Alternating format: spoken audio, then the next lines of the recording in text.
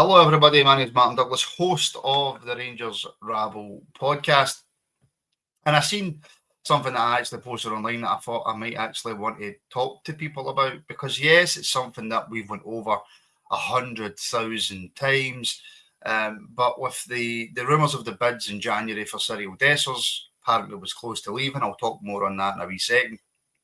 But it's resurfaced some old debates surrounding, as you can guess from the title, Lawrence Shankland to Rangers. Now, he is out of contract in the summer, and Barry's brother Derek, who obviously has his usual spot on open goal, has been discussing Shankland. Now, I would imagine Derek's got some contacts in the background, but what he said was he's got a sneaky wee feeling that Rangers' interest in Shankland isn't dead.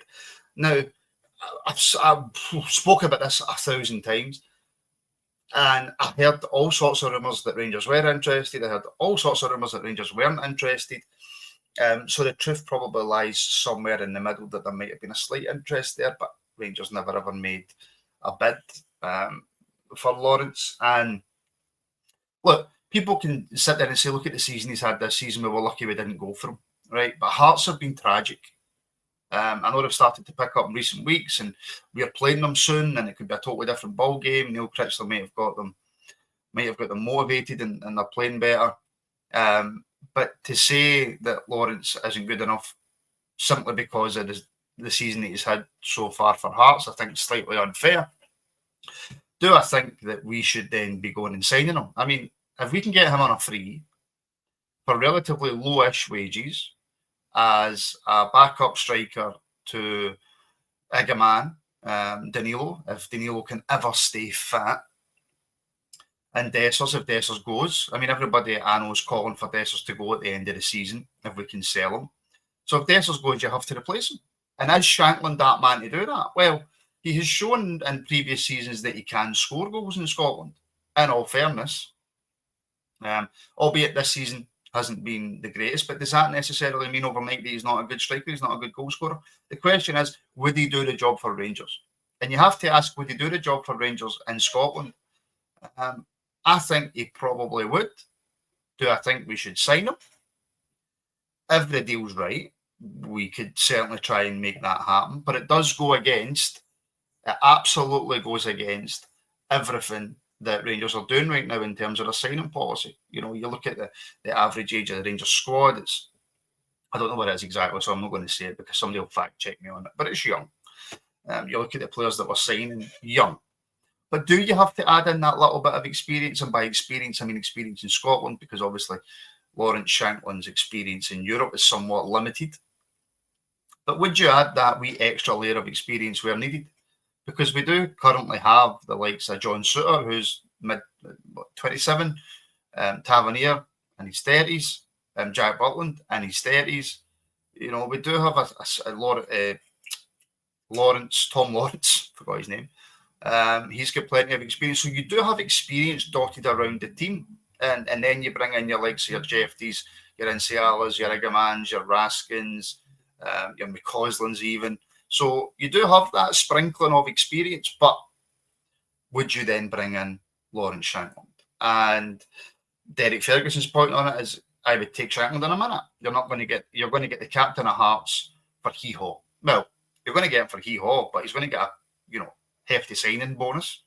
I've no idea what type of wages he would be asking for. I've seen people mutterings at 10 grand a week. I would imagine Lawrence Shankland's going to be asking for more than 10 grand a week. But what's your thoughts on it? Please let me know in the comments. Would you take Lawrence Shankland? If you would, why? If you wouldn't, why? Or are you absolutely and completely fed up with the rumours linking us to Lawrence Shankland? It'll be interesting to know. It'd be very interesting to know. Something that I haven't really spoke about, but I did put on social media, was Cyril Dessers has come out and spoke about the January transfer rumours, and he basically admitted that there was quite a lot of clubs interested because of his goal scoring record, which you can't deny, regardless of when the goals come or how many chances he misses. Clubs look at records. Clubs look at the goals that the guy scored. Clubs will be looking at him. And basically, he said he never wanted to leave. He never wanted to leave the football club. But what he did kind of, let out a wee bit was at the very start of January, he wasn't playing. He felt the pressure from supporters. He felt the pressure of playing for Rangers. He never wanted to leave. But the impression I got was if a bid came in that Rangers had accepted at the beginning of January, then he would have went and he would have been sold. But he says now he's feeling better about himself. He's in and around the team more, and you have to give it to the guy that his performances have 100% improved. They really have improved. So the Dessers thing, Dessers and Derek Ferguson says it as well. Dessers is what Dessers is. Dessers gives you what Dessers gives you. But it'd be interesting to hear your guys' thoughts, the subscribers' thoughts, the members' thoughts on, would you take Lawrence Shankland? And how much is too much in terms of wages for him?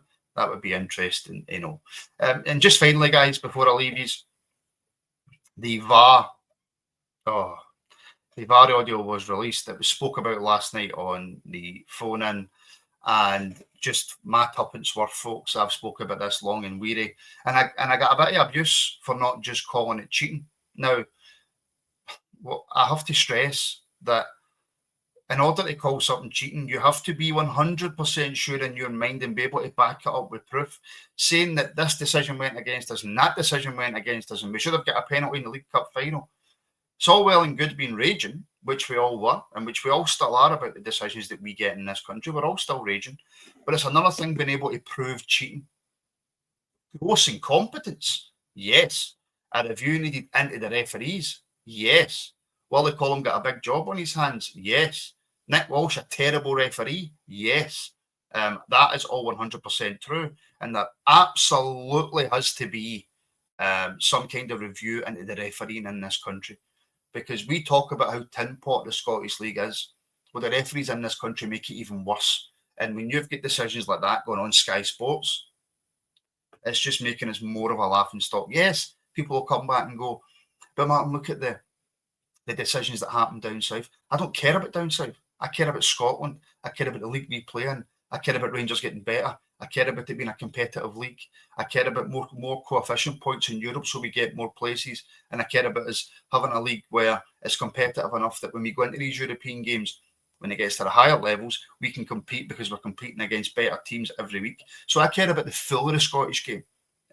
Wasn't like that for a long time for obvious reasons. Not going to go into it on this kind of short clip. But there has to be some kind of review into the referees, because in this occasion, VAR got it right. The guys on VAR got it right. If you listen back to that audio, and I would play it for you, but honestly, it will just make you even more angry. The audio is something else. If you haven't heard it, which I'm sure everybody watching this probably has already heard, that Nick Walsh already had his mind made up. As soon as VAR says, come and have a look at that, Nick Walsh went over there with no intention of overturning the decision. No matter how wrong it was, Nick Walsh had no intention of overturning it, which either means he's stubborn, he's incompetent, or he's got something against Rangers. That's what it means. Now, I'm not saying what one of those three things it is. Incompetence. Absolute, complete incompetence. Completely full of himself, wants to be the centre of attention, must like the headlines, etc., etc. But he's not the only referee in this country that we can say that about. Let's be brutally honest. He's not the only referee in this country that we can say that about.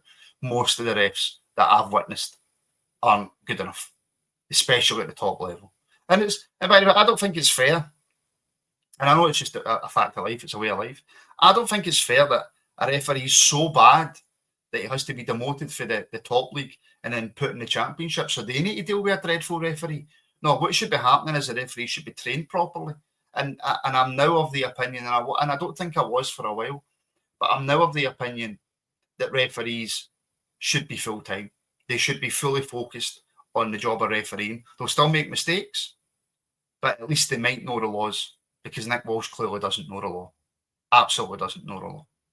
But folks, please do get your thoughts about Shankland in the comments. Please do like and subscribe and share the show. We're trying our best to grow and build this channel as far as we can. Our memberships are going through the roof, so thank you so much to all our members. We've recently rejig the members' content. So there's plenty more. There's plenty more members' content, plenty of bang for your buck, and you're helping to support independent media at the same time. So the links for all the member stuff's in the description. So thank you very much, folks, for all your support. Like, share, and subscribe, all that good stuff, and we'll speak soon.